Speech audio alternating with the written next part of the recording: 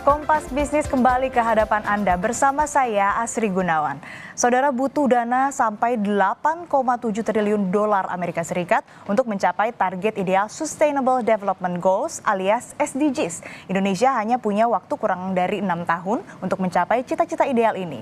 Lalu apa strategi yang sudah dilakukan dan apa saja yang akan dilakukan? Kompas Bisnis hari ini sudah bersama dengan Vivi Yulaswati, Deputi Bidang Kemaritiman dan Sumber Daya Alam Kementerian PPN Bappenas, dan juga Nila Murti, OIC Head of Innovative Financing Lab UNDP Indonesia. Selamat pagi Bu Vivi, Bu Nila. Selamat pagi. Apa kabar, sehat Bu? Alhamdulillah sehat. Alhamdulillah. Saya mau ke Bu Vivi dulu.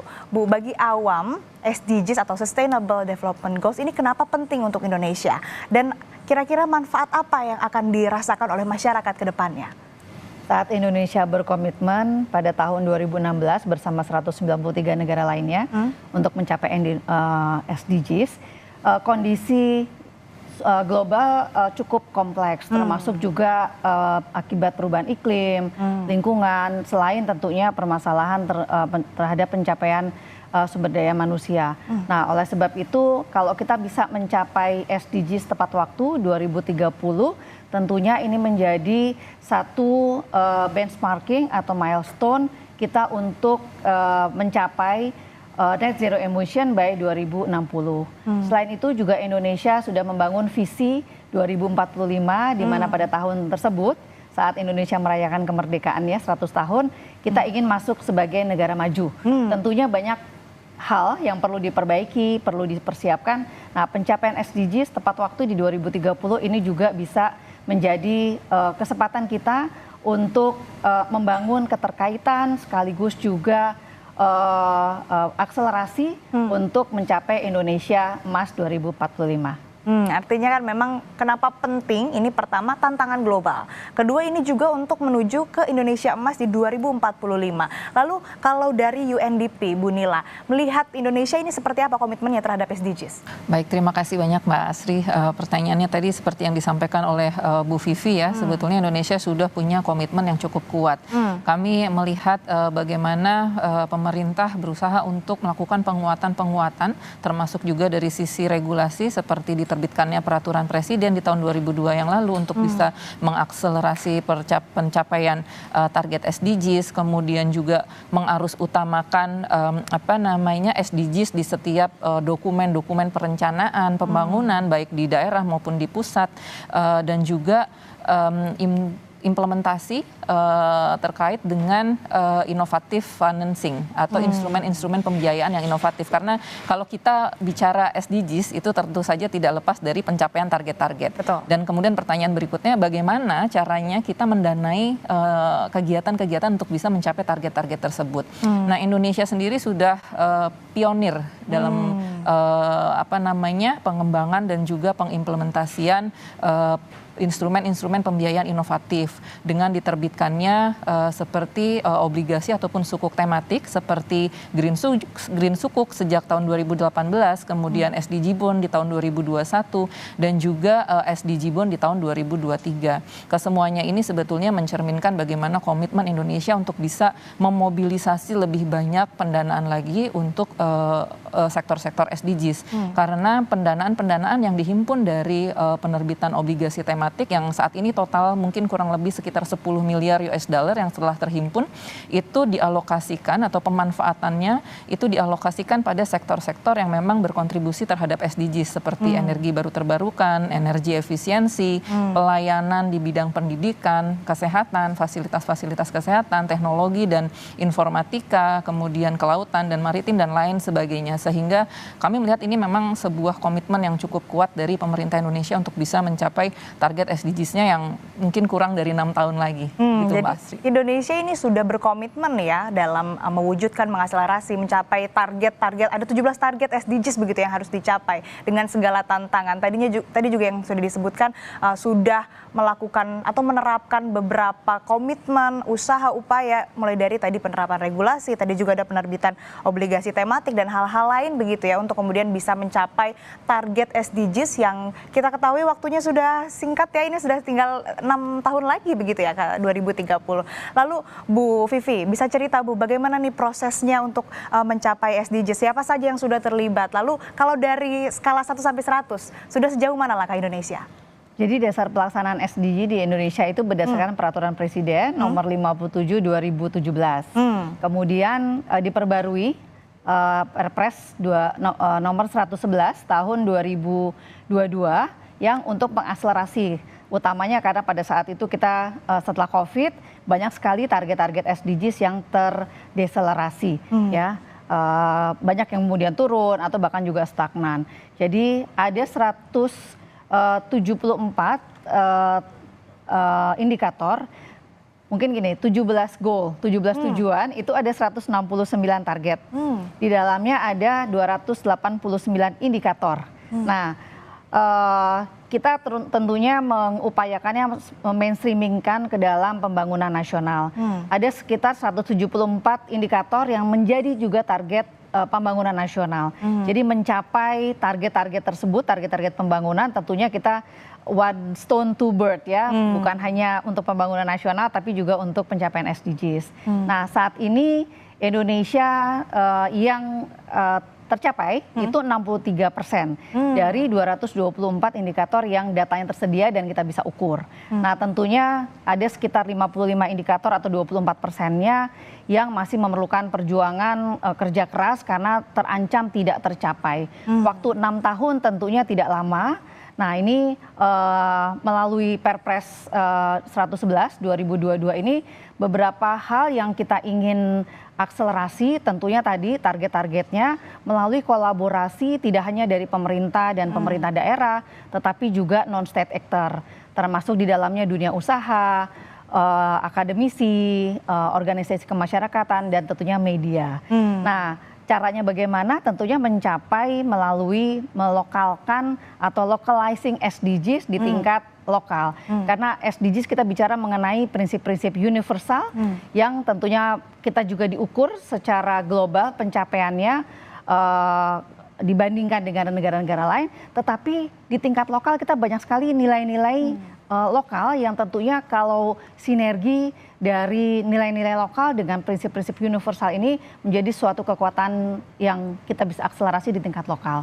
Banyak sekali contoh-contoh yang kita dapatkan melalui berbagai ajang-ajang kompetisi yang dilakukan baik itu dari pihak swasta, kemudian organisasi kemasyarakatan untuk mencapai misalnya pengadaan air minum di daerah-daerah terpencil, kemudian juga memastikan penyandang disabilitas juga mendapatkan pendidikannya, dan juga untuk percepatan stunting. Nah, ini Bu tadi menarik, Ibu sebutkan juga sudah 63% tercapai begitu ya, tapi ada 24%-nya ini yang terancam tidak tercapai. Itu sektor apa saja Bu yang butuh perhatian dan konsentrasi khusus? Salah satunya stunting. Meskipun kita berproses ya, terdapat pengurangan secara signifikan, namun targetnya masih agak jauh dari tahun 2030. Kemudian juga air minum layak.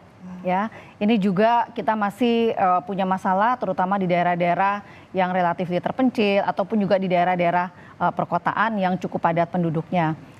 Selain itu juga masih cukup tingginya angka kerawanan pangan ya yang ditunjukkan dari POU itu prevalensi kecukupan pangan ya. Akses ada, affordable ya, cukup murah gitu, tetapi ternyata kecukupan pangan terhadap gizi yang ditentukan itu masih jauh. Nah, ini juga masih kita perlu dorong. Selain itu juga dari sisi kualitas udara kita cukup baik, namun masih cukup besar potensi kita yang bisa kita dorong untuk pengurangan emisi, baik itu melalui dekarbonisasi industri, kemudian juga transport ya, dan tentunya upaya kita untuk memperbesar pangsa dari penggunaan energi terbarukan. Nah ya Bu, itu tadi yang penting ya, yang krusial justru yang memang ini harus diberi konsentrasi lebih lagi. Terlebih tadi disebutkan stunting yang masih menjadi masalah, ini kan sangat penting untuk menyongsong Indonesia Emas 2045, kan butuh generasi emas juga dong, butuh generasi yang baik juga. Dan tadi yang nggak kalah penting juga ini isu soal iklim begitu ya. Salah satunya juga bagaimana mengurangi emisi karbon. Nah itu yang memang masih menjadi PR bersama tentunya untuk mewujudkan SDGs di tahun 2030. Nah itu tadi kalau misalkan tantangan-tantangan ataupun bidang-bidang yang harus atau ini harus diberi konsentrasi penuh supaya tercapai, karena tadi terancam tidak tercapai begitu ya. Nah kalau dari sisi pembiayaan misalnya ataupun juga target dan tantangan untuk menarik investor swasta, ini seperti apa tantangannya, Bu Nila? Oke, baik, terima kasih Mbak. Jadi kalau bisa meng-highlight beberapa tantangan gitu ya. Yang pertama adalah awareness. Jadi sebetulnya mungkin masih banyak sektor-sektor usaha atau bisnis itu yang masih belum cukup familiar gitu ya dengan konsep-konsep SDGs, termasuk juga konsep-konsep pembiayaan inovatif yang bisa digunakan untuk membiayai sektor-sektor atau program-program atau usaha yang terkait dengan pembangunan berkelanjutan. Karena kurang familiaritas ini sehingga membuat sektor swasta itu sebagian besar masih ragu lah untuk bisa mengimplementasikan atau mengintegrasikan konsep-konsep pembangunan berkelanjutan ke dalam bisnis model mereka.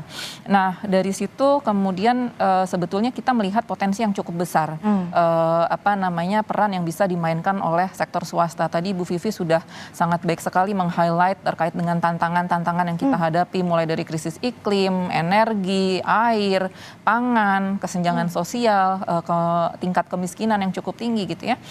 Sebetulnya itu membutuhkan peran serta dari private sector untuk bisa membawa solusi kepada sektor-sektor ini. Bagaimana kita mensinergikan dan berkolaborasi gitu ya untuk bisa memajukan atau mencapai target-target SDGs ini. Nah seperti contohnya kalau kita tadi bicara terkait dengan obligasi tematik gitu ya. Ini masih belum banyak dimanfaatkan oleh private sector. Mungkin karena awareness tadi ya dan familiaritas. Sebetulnya kalau kita bicara total size market corporate, obligasi corporate di pasar domestik ini itu mencapai sekitar 411 miliar. Itu dari tahun 2021 sampai di awal 2024 ini 411 miliar US dollar. Tetapi yang yang menerbitkan obligasi tematik itu size-nya sangat kecil, kurang dari 1%, hanya sekitar 2,5 miliar US dollar. Dan itu juga hanya porsinya sekitar 30% dari total penerbitan obligasi tematik seperti green, social, sustainability yang diterbitkan di domestic market kita. Jadi memang masih didominasi oleh penerbitan obligasi tematik oleh pemerintah gitu ya. Jadi saya rasa ini merupakan peluang yang cukup besar bagaimana private sector bisa berkontribusi melalui pendanaan-pendanaan yang inovatif untuk bisa membiayai sektor-sektor yang terkait dengan SDGs. Kemudian tantangan yang kedua itu tentu saja kita bicara mengenai insentif. Tetapi insentif ini bukan hanya saja insentif dari pemerintah gitu ya, karena memang sudah ada upaya-upaya dari pemerintah maupun OJK untuk penerbit obligasi ataupun sukuk tematik di pasar domestik. Tetapi kita juga bicara insentif yang bisa diberikan oleh investor. Karena saat ini masih sama, meskipun investor itu trennya mulai bergeser dari investasi konvensional, mereka sudah mulai menaruh perhatian pada sustainability, investment yang sustainable. Kemudian juga bagaimana perusahaan itu memiliki tata kelola yang baik gitu ya, itu kan sudah mengarah pada tren yang positif. Tetapi dalam pemberian insentif gitu ya, itu masih dalam tanda kutip masih cukup konvensional, sehingga untuk penerbit ataupun untuk perusahaan-perusahaan yang mengimplementasikan SDGs ini masih dirasa kurang insentifnya. Harapannya kan terdapat insentif green yang cukup untuk bisa memacu lagi gitu ya implementasi program-program yang terkait dengan SDGs. Kemudian yang ketiga adanya extra effort sebenarnya Mbak. Jadi kalau kita mengimplementasikan instrumen-instrumen pembiayaan yang inovatif itu ada extra effort yang diperlukan. Bagaimana perusahaan ini perlu menyusun adanya framework yang nantinya mengatur dari penggunaan dana yang akan digunakan untuk program-program itu. Kemudian juga adanya kebutuhan untuk menerbitkan alokasi atau laporan dampak dan alokasi, di mana itu merupakan bagian dari transparansi dan juga accountability dari penggunaan dana yang dihimpun tadi gitu ya. Jadi itu juga extra effort kan, karena ada biaya dan juga waktu tambahan dan juga tenaga tambahan. Kemudian mungkin yang terakhir terkait tantangan ini juga masih belum adanya kewajiban atau peraturan yang mewajibkan untuk untuk mengukur dan juga melaporkan dampak dari program-program yang terkait dengan SDGs. Tapi sebetulnya ini bukan nol sama sekali, karena saya rasa sudah banyak inisiatif-inisiatif dari private sector. Hanya saja mungkin mereka memang tadi balik lagi ke challenge yang pertama, belum aware gitu bahwa ternyata mereka sudah contribute loh terhadap SDGs gitu. Atau bagaimana nih cara saya untuk bisa mengklaim atau mungkin menunjukkan atau menyampaikan bahwa saya tuh sudah contribute. Nah, itu mungkin tantangan-tantangan yang masih kita hadapi saat ini, Mbak. Tantangannya mulai dari awareness masyarakat terhadap SDGs, kemudian juga pendanaan yang inovatif, insentif, kemudian juga tadi butuh extra effort, dan terakhir ini belum adanya peraturan yang memang harus mengatur bagaimana kemudian sektor-sektor itu harus mengukur dan juga melaporkan bagaimana framework mereka ataupun juga capaian-capaian mereka, bagaimana kontribusinya terhadap SDGs. Nah, ini menarik, tadi kita bicara soal tantangan. Kalau ada tantangan, kita harus bisa dong gimana menghadapinya, strateginya seperti apa. Nah, nanti kita akan bahas, tapi kita akan jeda sejenak. Tetap bersama kami di Kompas Bisnis.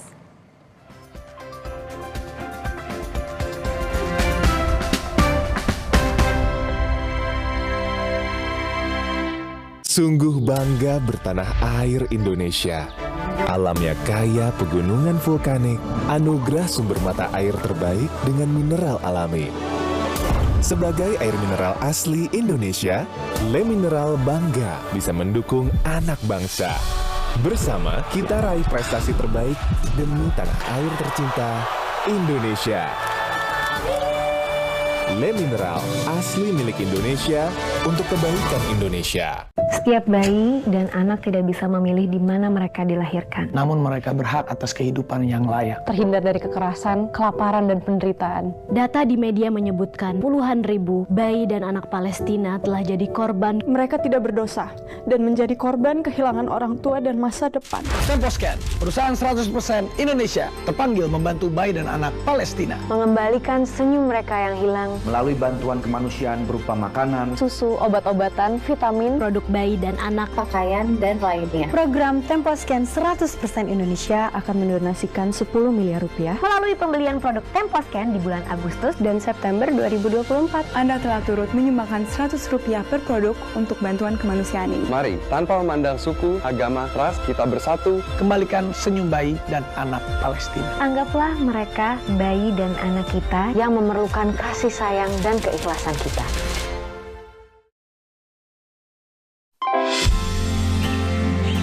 Tambah umur, makin prima, makin cinta. Karena hidup kita balance. Balance lifestyle. Balance diet. Dan minum Sido Muncul Natural Balance setiap hari. Formula khusus untuk kesehatan pria dan wanita. Hidup lebih balance dengan Sido Muncul Natural. Female Balance buatku, Male Balance buat aku. Sido Muncul Natural, good health, better life. Yuk mulai gerakan 30 menit main di luar dengan perlindungan UFO 24/7. Tumbuhkan percaya diri anak. Ajak bergerak untuk kesehatan dan perkuat bonding keluarga. Yuk mulai gerakan 30 menit main di luar bareng Nuvo. Wingscan. Aku awali hariku dengan berolahraga. Minum Neo Ultra Cup Gold bila perlu. Dilengkapi dengan vitamin C, kombinasi vitamin B kompleks, vitamin E, kafein, dan zinc yang diperlukan untuk bantu jaga daya tahan tubuhmu. Neo Ultra Cup Gold. Serba meriah, seru banget merdeka internetan di rumah. Langganan paket stream value dengan harga spesial, nikmati speed upgrade hingga 75 Mbps. Bonusnya bombastis, ada saldo e-wallet, akses nonton Catch Play Plus, ekstra cashback, hingga liburan mewah untuk kamu dan keluarga. Yuk, langganan sekarang, raih semua keuntungannya.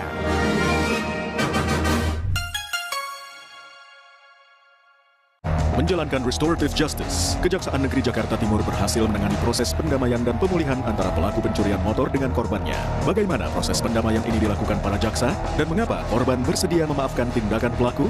Temukan jawabannya dalam Jurnal Adiaksa, Restorative Justice Kejaksaan Negeri Jakarta Timur. Dalam Sapa Indonesia Siang, Senin 19 Agustus, pukul 1:30 siang, di Kompas TV. Dipersembahkan oleh Sungguh bangga bertanah air Indonesia. Alamnya kaya pegunungan vulkanik, anugerah sumber mata air terbaik dengan mineral alami. Sebagai air mineral asli Indonesia, Le Mineral bangga bisa mendukung anak bangsa. Bersama kita raih prestasi terbaik demi tanah air tercinta Indonesia. Le Mineral asli milik Indonesia untuk kebaikan Indonesia. Aku punya Roma kelapa krim. Baru ya? Emang tahu cara makannya? Buka biskuit kelapanya, serok krimnya, lumer kayak es krim. Makan apa sih? Seru banget. Roma kelapa krim, gurih biskuitnya, lumer krimnya.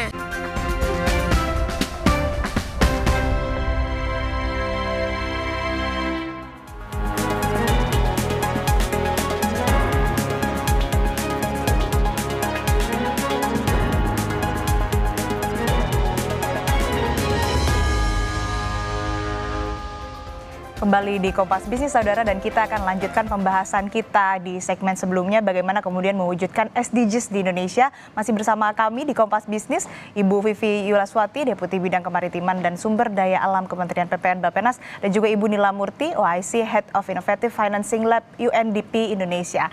Ibu-ibu, tadi kan kita bahas soal tantangan. Nah, saya mau tanya ke Ibu Vivi. Ada tantangan 8,7 triliun rupiah untuk mencapai SDGs di 2030. Ini juga dianggap sebagai tantangan yang paling berat. Lalu apa strategi pemerintah untuk membuat pembiayaan SDGs khususnya ini menjadi atraktif? Seperti apa, Bu, strateginya? Ya, jadi berdasarkan Perpres 111 2022 itu ada memang untuk pengembangan pendanaan inovatif, khususnya untuk akselerasi pencapaian SDGs.